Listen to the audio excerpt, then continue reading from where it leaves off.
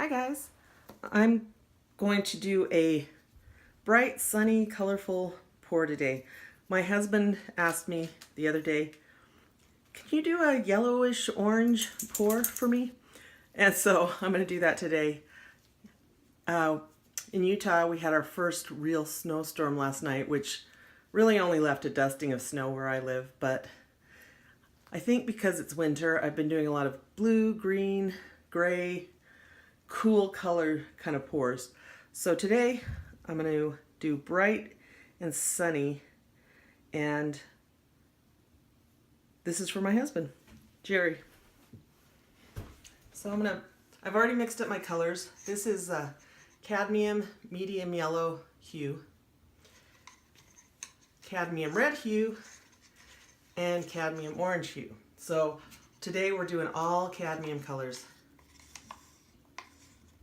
And I'm going to pour them all in I'm going to do a flip cup and pour white around and try and get, before I almost forgot, I'm going to put silicone. I'm going to put 2 drops of silicone in each cup because I don't have much paint today. 1, 2, 1, 2, 1, 2. And give that 2 stirs in each cup because I'm hoping for kind of big cells. Okay, now I'm going to pour it all in a cup. And I'm going to start with the orange. And I'm pouring kind of low so that the colors sit on top of each other, not a ton of intermixing. Yellow. Red. This is going to be colorful. Can't wait to see how it turns out.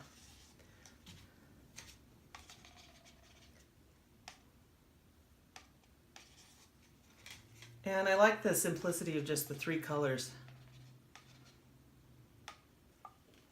Okay.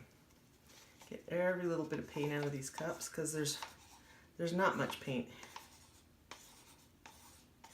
I don't mix up big batches because I probably should do sort of like production painting where I do mix up a color and and then do a bunch of yellow, red, and orange paintings all in a row. That would be smart, but I don't. I tend to just do one little painting or do a set together. And finish up with the orange. We're getting a little mixing in the cup here, which it looks really pretty. I'll hold that up for you. It looks really nice. Okay, what I'm going to do is I'm going to flip it on the canvas. And it's dancing around. And then I'm going to pour the white around it.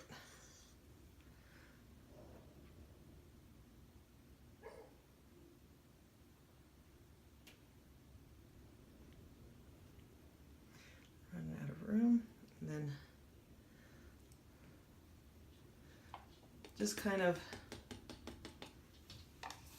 scrape all the extra out.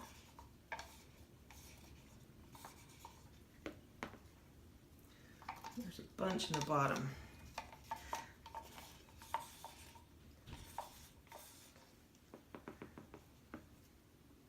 So normally I mix in these little, they're called souffle cups that I get at a restaurant supply. But I bought these.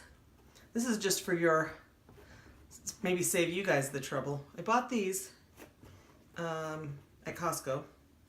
And it's actually much harder to stir in this taller cup because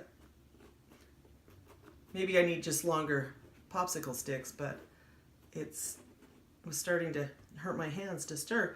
And that's never happened with those little souffle cups just because they're shorter and they're kind of more, they're kind of spread open more like this. Oh, this is looking pretty. Okay, let's go. Flip.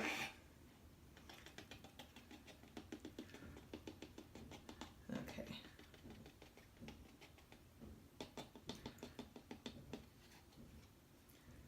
This looks amazing. Since it's mostly orange, I'm going to use the orange stick to scrape the cup out.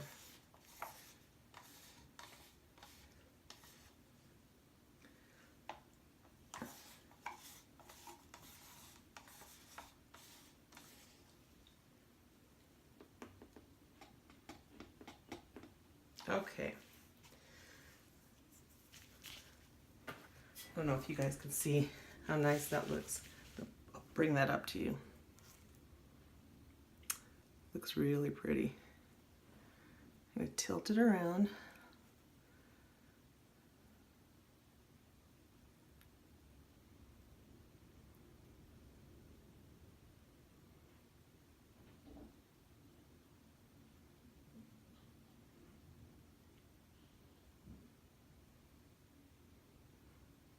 Notice I'm tilting very slowly.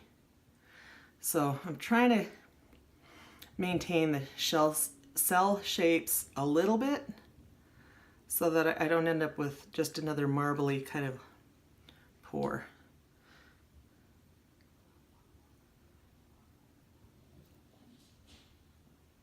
So I'm kind of going around in a circle. You know what? I forgot to put the push pins. Hold on before I end up with a bunch of paint on the table. Let me, oh, I've got some little restaurant cups that I can put underneath this canvas. So, a little bit of an oversight. Normally I tape the back of the canvas and put push pins, and I completely forgot. Let's see. Yeah, that'll work. Okay, bring that back up to you. Tilt some more. Try not to hit those cups.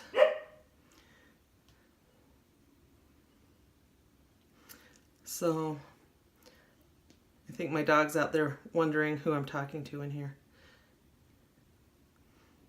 She's very protective of her house.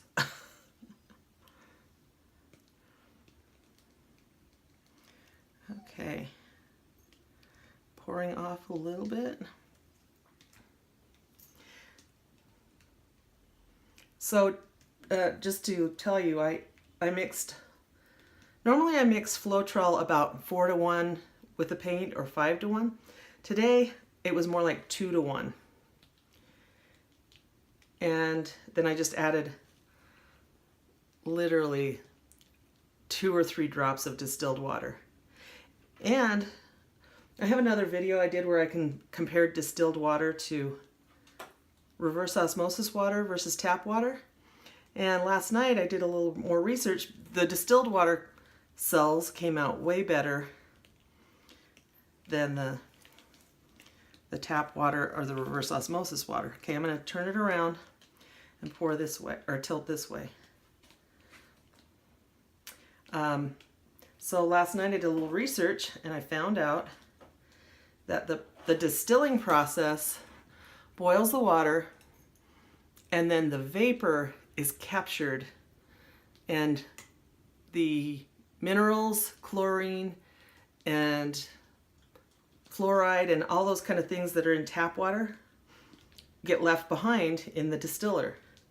So if you test the particles per million, in tap water it's 200 to 300 parts per million. In distilled water it should be 0 parts per million. But I also learned that reverse osmosis water is fairly filtered too, and should really only be about 5 parts per million, according to this guy on YouTube. And so that's probably why distilled water gives you better results. Simply because you don't have minerals or fluoride or chlorine in your paint. So there you go. Learn something. Okay, I really like this right now. Don't want to tilt anymore. And I did get a bit of paint on the... Okay, try and keep that balanced. Wipe my hands because I got a lot of paint on them. And then I'm going to try and just cover this corner with white. Canvas ended up totally bare over here. And this was another recycled canvas. I bought it at a thrift store, painted over it with gesso last night, and then here we are today.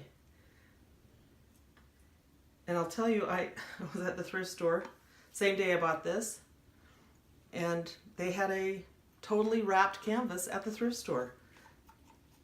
So a canvas that you would normally pay, I think it was a 12 by 12. Oh, actually no, it was a 12 by 16. So a canvas you'd normally pay $20 or $25 for, I got for $1 at the thrift store. Just something you could consider doing. But don't go to my thrift store, okay? Don't compete with me. Okay, I'm doing the sides a little bit now. Just trying to... I got every edge got pretty well covered except for maybe this one. And I can always come back in later with just mix up some white to take care of this, but I'm going to try and get some of this paint from under here.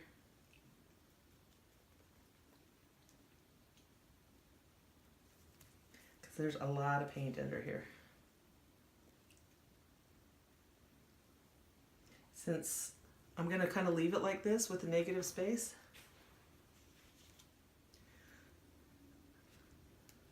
I want to make sure that the orange edges are pretty well covered. Okay, so I'm going to try and move this a little bit and get some, there's an edge over here that needs a lot. Cool.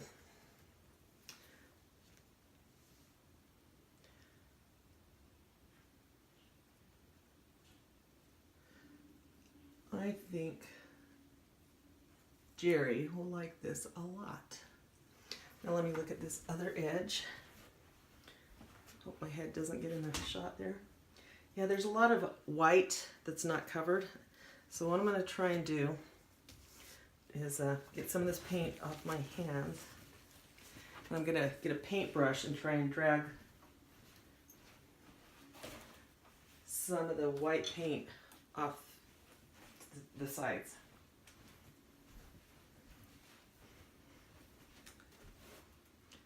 Kind of do this. And I'm hoping that it'll level back out over there, or on the top.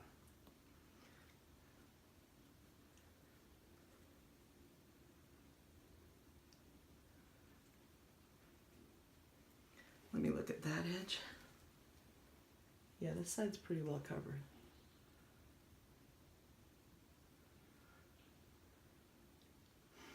So we're just trying to make it,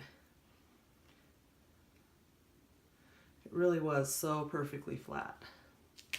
Let me see. Let me see if I can tilt this way at all. Get the white moving.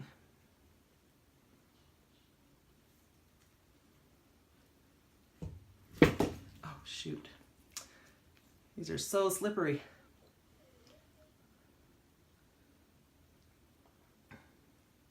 Actually, you know what I'm going to do?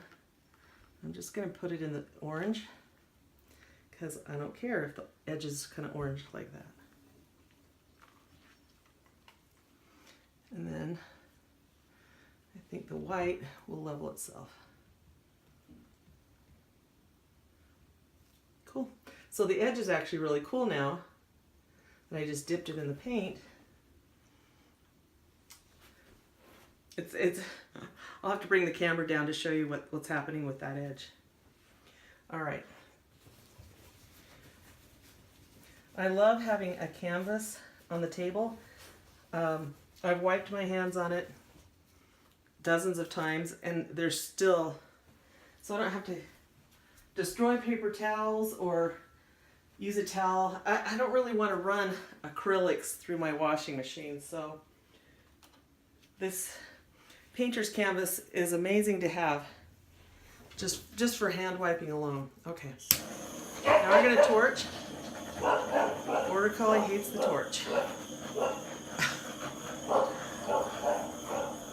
Okay, I'm going over it pretty slowly. Get the edges.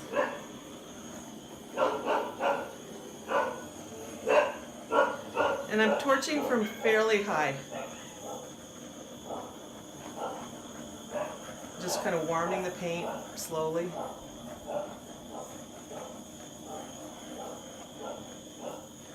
And by being patient about it, things are starting to happen.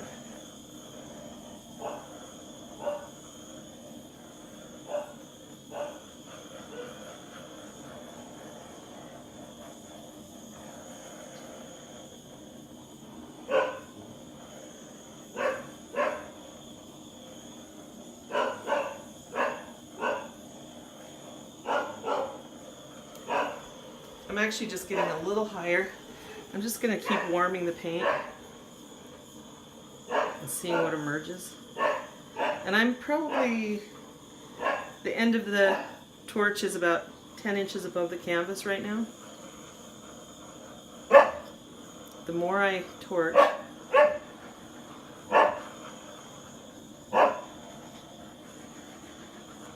the more that's happening. So I've never run the torch this long before. Now watch, the second we shut it off, the Border Collie shuts off. Anyway, very cool stuff happening. So I'm actually going to take you down and hope you don't get seasick. We'll have a look at. So before I was torching, this was much more flat. And so it didn't create a bunch of cells, but it really brought the paint to the surface.